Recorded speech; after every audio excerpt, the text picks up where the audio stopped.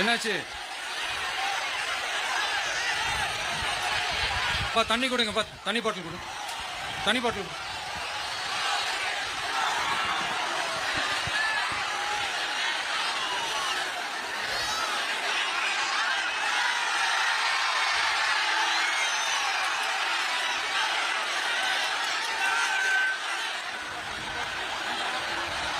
Hi hello welcome back to another video guys. രാവിലെ തന്നെ യൂട്യൂബിൽ കണ്ട ഒരു വലിയ ഞെട്ടലോടെ തന്നെ മലയാളി പ്രേക്ഷകരടക്കം സാധാരണക്കാരുൾപ്പെടെ അനേകം പേര് പെട്ടുപോയൊരു വലിയ ദുരന്ത വാർത്ത. അതായത് നടൻ വിജയ് പങ്കെടുത്ത ഒരു റാലിയിൽ സംഭവിച്ച ഒരവസ്ഥ. അതൊരു ദുരന്ത ഭൂമിയായിട്ട് മാറേണ്ടി വന്ന ഒരു അവസ്ഥ. ഒരാളുടെ വരവ് കാരണം കുറച്ചധികം ജനങ്ങള്, ഏതാണ്ട് 40ഓളം പേർക്ക് മരിക്കേണ്ടി വരുന്ന ഒരു സാഹചര്യം വന്നൊരവസ്ഥ. അതായത് വിജയെ സംബന്ധിച്ചിടത്തോളം രാഷ്ട്രീയ ജീവിതം എന്ന് പറയുന്നത്, അദ്ദേഹം രാഷ്ട്രീയത്തിലേക്ക് വരുന്ന സമയത്തെ കേട്ട ചിലർക്കെങ്കിലും തോന്നിയിട്ടുണ്ടായിരിക്കാം അദ്ദേഹത്തെ കൊണ്ട് ഇതെങ്ങനെ ഒരു വലിയ സ്ട്രഗിൾ ആയിരിക്കും എന്നുള്ള കാര്യം. നമുക്കറിയാം, പല നടന്മാരും കുറച്ച് വർഷങ്ങൾക്ക് ശേഷം അവരുടെ അഭിനയ ജീവിതത്തിന് ശേഷം രാഷ്ട്രീയത്തിലേക്ക് വരുന്ന സാഹചര്യം നമ്മൾ നിത്യസംഭവമാവുന്നുണ്ട്. പലരും വരുന്നുണ്ട്, സക്സസ് ആയിട്ട് മുന്നോട്ട് പോകുന്നുണ്ട്, നല്ല രീതിയിൽ ജനപിന്തുണ അവർക്ക് കിട്ടുകയും ചെയ്യും, ഇല്ലെന്ന് പറയുന്നില്ല. നമ്മുടെ മലയാള നടന്മാരിൽ തന്നെ ഉണ്ട് ഒരുപാട് പേര്.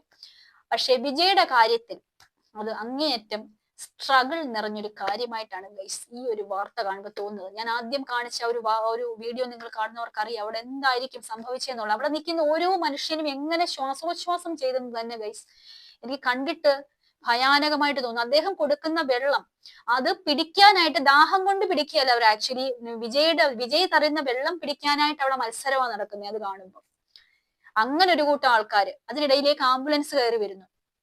ആംബുലൻസ് വരുന്നത് എന്തിനാണെന്ന് പോലും അവിടെ ഓരോരുത്തർക്കും മനസ്സിലാവില്ല. കാരണം അതിനപ്പുറം ആൾക്കാരും മയങ്ങി കുഴഞ്ഞു വീണുകൊണ്ടേയിരിക്കുകയാണ്. അങ്ങനെ ദുരന്ത ഭൂമിയായിട്ട് മാറിയ ഒരു സാഹചര്യം. അദ്ദേഹത്തെ സംബന്ധിച്ചിടത്തോളം രാഷ്ട്രീയത്തിലേക്ക് ഒരു പുതിയ ചുവടുവയ്പ്പാണ്. അതിൽ ഉണ്ടായ പരിചയ സമ്പത്തിന്റെ കുറവ് കാരണം സംഭവിച്ചു പോയ കാര്യം. അദ്ദേഹം തന്നെ രൂപീകരിച്ച പാർട്ടി ആയതുകൊണ്ട് തന്നെ അതിൽ അദ്ദേഹമാണ് തീരുമാനങ്ങൾ എടുക്കുന്നതും കാര്യങ്ങൾ ചെയ്യുന്നതും എല്ലാം പുള്ളി തന്നെയാണ്. മറുനാടന്റെ വാർത്ത കേട്ടപ്പം അത് വ്യക്തമായി പറയുന്നുണ്ടായിരുന്നു. അദ്ദേഹത്തിന്റെ കൂടെ ഉള്ളവർ തന്നെ 2-3 പേരും അദ്ദേഹവുമാണ് ഈ ഒരു കാര്യം മുന്നോട്ടായിട്ട് കൊണ്ടുപോകുന്നത്. അദ്ദേഹത്തിന്റെ കൂടെ ഉള്ളത് എന്ന് പറയുന്ന ഒരു വലിയ ജനക്കൂട്ടമാണ്. ഞാൻ എവിടെ ഇറങ്ങി ചെന്നാലും ഞാൻ വരുന്നു എന്നൊരു കാര്യം മാത്രം മതി. അദ്ദേഹത്തിന് പ്രത്യേകമായിട്ട് അതിന് കാശ് കൊടുത്ത ആളെ കൊണ്ടുവരേണ്ട സാഹചര്യം ഒന്നുമില്ല. അദ്ദേഹത്തിന്റെ 18ാമത്തെ വയസ്സ് തൊട്ട് ഇപ്പൊ 51 വയസ്സ് എത്തി നിൽക്കുന്ന ഈ സാഹചര്യത്തിൽ അങ്ങാണ്ട് 3 പതിറ്റാണ്ടിലേറെ സിനിമയിൽ 68ഓളം സിനിമ, ഞാൻ വിക്കിപീഡിയ ചെറിയ കണ്ടതാണ്, 68ഓളം സിനിമയിൽ അഭിനയിച്ചപ്പോ ഇത്രയും ചെറിയ സിനിമ ഉണ്ട്. 68 എന്നൊക്കെ പറഞ്ഞാൽ 100 പോലും എത്തിയിട്ടില്ല. അത്രയും ചെറിയ സാഹചര്യ കാലയളവ് കൊണ്ട് അദ്ദേഹം സമ്പാദിച്ചത് ഇന്ത്യ ഒട്ടാകെ ഉള്ള ഒരു വലിയ ജനപിന്തുണ. ഏത് നടന്മാരുടെ ഇതാണെങ്കിലും പുള്ളിയുടെ ത്രാസ് ജനപിന്തുണ എന്നൊരു കാര്യത്തിൽ പുള്ളിയുടെ തട്ട് താണു തന്നെ ഇരിക്കുമെന്ന് വിശ്വസിക്കുന്ന ഒരു വ്യക്തിയാണ് ഞാൻ. അങ്ങനെ ഒരു വ്യക്തി രാഷ്ട്രീയത്തിലേക്ക് വന്നു കഴിഞ്ഞാൽ അതിനെക്കുറിച്ച് അദ്ദേഹം എത്രത്തോളം ചിന്തിച്ചിട്ടുണ്ടാകുമെന്ന.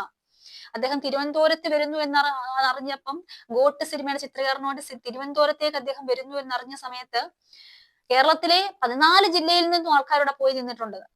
അന്നൊക്കെ വാർത്തയിൽ വന്നതാണ്, ഞാനിവിടെ 2 ദിവസമായിട്ട് വന്നിരിക്കുന്ന കാരണം എന്റെ ജോലി വരെ പോയി എന്ന് പറഞ്ഞ് ഉദ്യോഗാർത്ഥികളെ വിലപിക്കുന്നതായിട്ട് ഞാൻ വാർത്തയെ കണ്ടിട്ടുണ്ടായിരുന്നു. അത്രത്തോളം ഫാൻ ബേസ് ഉള്ള ഒരു നടനാണ് വിജയ്. പക്ഷെ അദ്ദേഹം അത് തിരിച്ചറിയുന്നുണ്ട് പുള്ളി. കാരണം പുള്ളിയുടെ ആ ഒരു ഫാൻ ബേസ് അദ്ദേഹം രാഷ്ട്രീയ ജീവിതത്തിൽ താൻ ഇറങ്ങി കഴിഞ്ഞു കഴിഞ്ഞാൽ ഉറപ്പായിട്ടും അടുത്ത തമിഴ്നാട് മുഖ്യമന്ത്രി എന്നൊരു കാര്യം തനിക്ക് കിട്ടും എന്നൊരു വ്യക്തമായ ധാരണ അദ്ദേഹത്തിനുണ്ട്.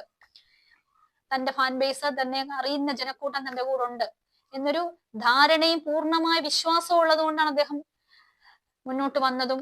അത് വിജയിക്ക് തന്നെ ചെയ്യുമെന്നും നമ്മൾ ഓരോരുത്തരും വിശ്വസിക്കുന്നു. പക്ഷെ എന്നിരുന്നാലും ജനങ്ങളിലേക്ക് ഇറങ്ങി പ്രവർത്തിക്കുക, രാഷ്ട്രീയ നേതാവ് എന്ന് പറയുമ്പോൾ അതാണ് ഏറ്റവും വലുതായിട്ട് വേണ്ടത്. ജനങ്ങളിൽ ഒരാളായി ജനങ്ങൾക്കൊപ്പം നിന്ന് പ്രവർത്തിക്കുക. അപ്പൊ അത്രത്തോളം അദ്ദേഹത്തിന് സക്സസ് ആക്കി മുന്നോട്ട് കൊണ്ടുവരാൻ പറ്റും എന്നൊരു കാര്യം ഒരു വലിയ സ്ട്രഗിൾ ആണ്.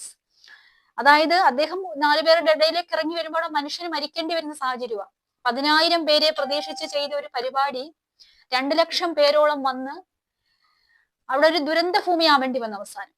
അന്നേരം നമ്മൾ ആലോചിച്ച് നോക്കണം, അവിടെ 500 പോലീസുകാരാണ് അവിടെ ആ ഒരു തിരക്ക് നിയന്ത്രിക്കാനായിട്ട് നിന്നത്. കാരണം അത്രയും പേര് അവർ പ്രതീക്ഷിക്കുന്നുള്ളൂ, 10,000 പേരെ. പക്ഷെ അങ്ങനെയല്ല, 10,000 പേര് എത്തുമെന്ന് വിചാരിച്ചു. ഒരു പക്ഷെ അദ്ദേഹം വിചാരിച്ചത്, അല്ലെങ്കിൽ അവരുടെ ഒരു കാഴ്ചപ്പാട്, പാർട്ടിയെ പ്രതിനിധീകരിക്കുന്നത് മാത്രമേ അവിടെ വരൂ എന്നുള്ള കാര്യമാണ്.